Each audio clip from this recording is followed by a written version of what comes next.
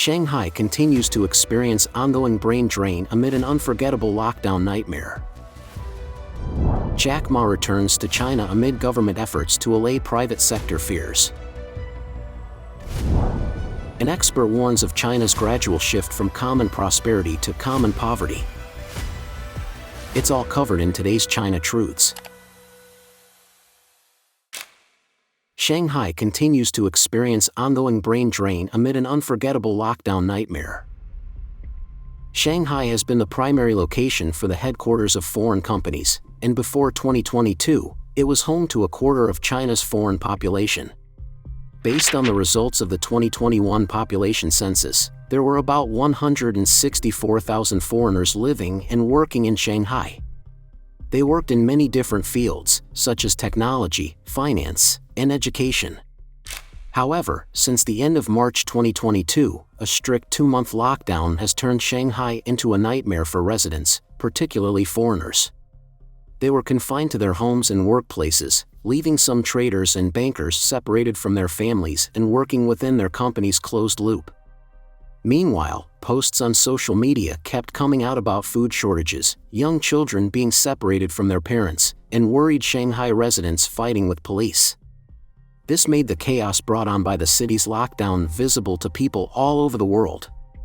Even though the Chinese Communist Party officially ended its zero-COVID policy at the end of last year, many foreigners' views on living in Shanghai have changed after being forced to stay in their homes, go through constant virus tests, and deal with food shortages.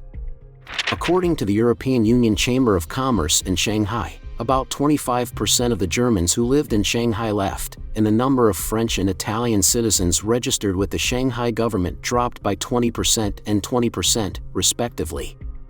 In April of last year, when the lockdown began, the American Chamber of Commerce in Shanghai asked its members what they thought. The results showed that 81% of respondents thought that measures to prevent epidemics made it harder for them to hire or keep skilled foreign workers, and more than 1/3 of them thought the effect was significant or serious. Additionally, foreign investment and commercial activity in Shanghai are decreasing.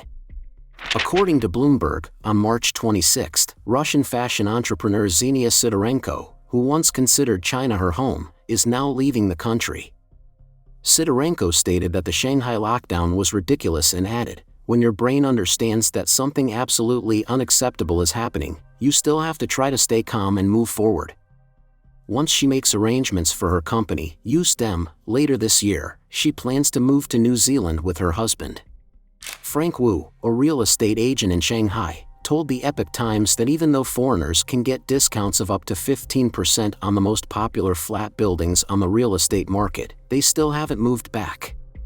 In addition to the shadow of the zero-COVID policy, foreign firms must contend with escalating geopolitical tensions, continued Chinese regulatory crackdowns, and increased tax obligations for foreign residents. Some businesses are looking to invest in other countries in order to reduce their reliance on China. According to a survey conducted by the American Chamber of Commerce in China, for the first time in about 25 years, China is no longer among the top 3 investment priorities for most U.S. companies, and nearly half of those that have entered the Chinese market have no new investment plans. Bloomberg reports that companies are concerned that the Shanghai government may take similar severe actions with little warning again. Bettina Schoenbe-Hansen, chairwoman of the European Union Chamber of Commerce in Shanghai, said, "This highlights a new reality we face, or perhaps something we may have overlooked previously. Ideology prevails over the economy." Jack Ma returns to China amid government efforts to allay private sector fears.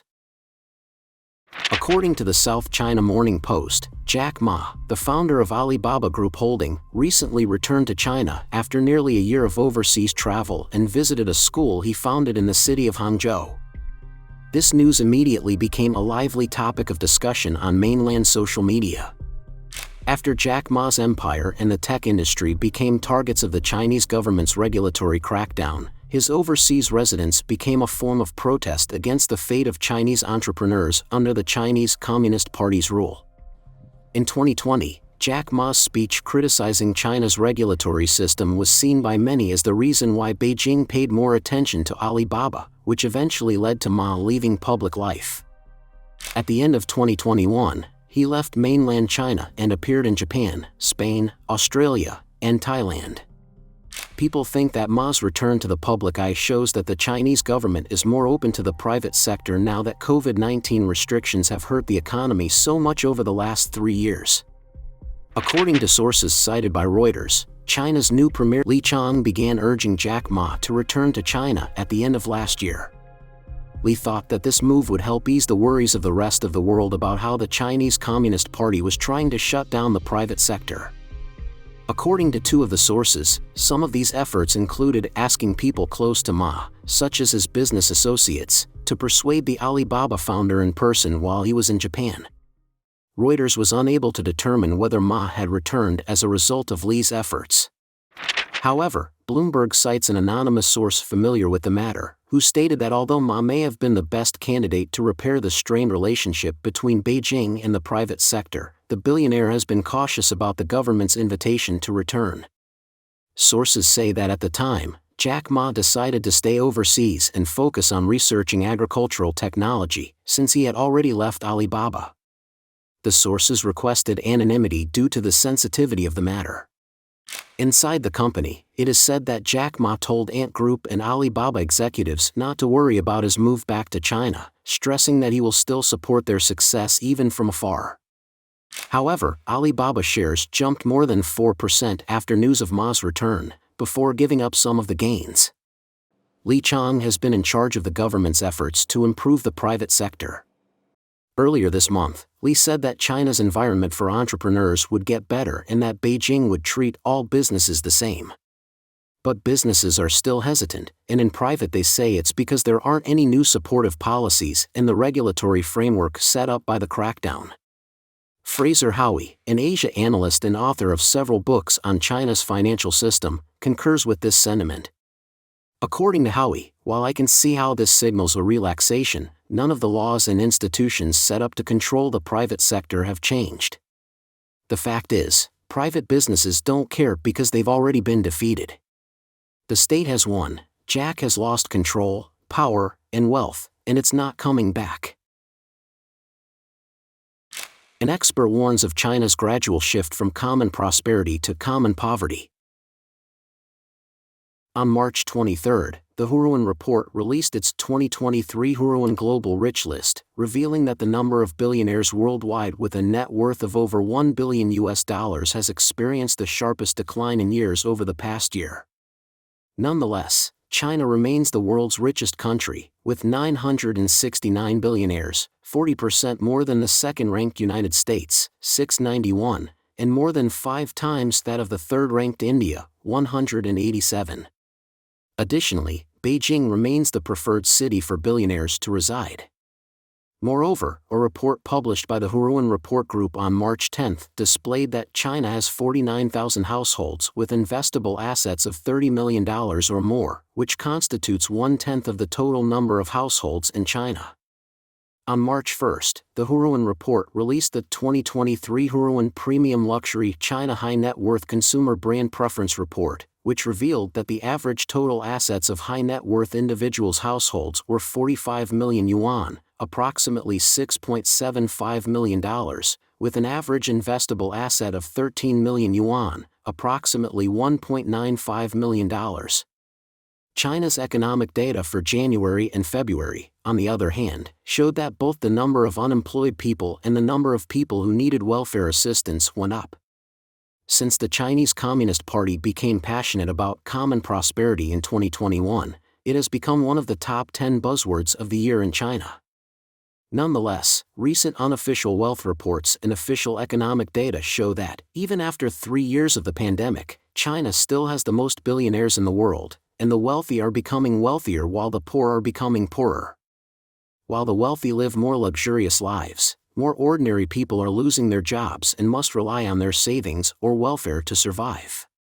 It can be seen from the officially published fiscal revenue and expenditure data for 2021 and 2022 that China's spending on social security and employment has increased, with a growth rate of 3.4% year-on-year in 2021 and 8.1% in 2022, providing proof to support this claim.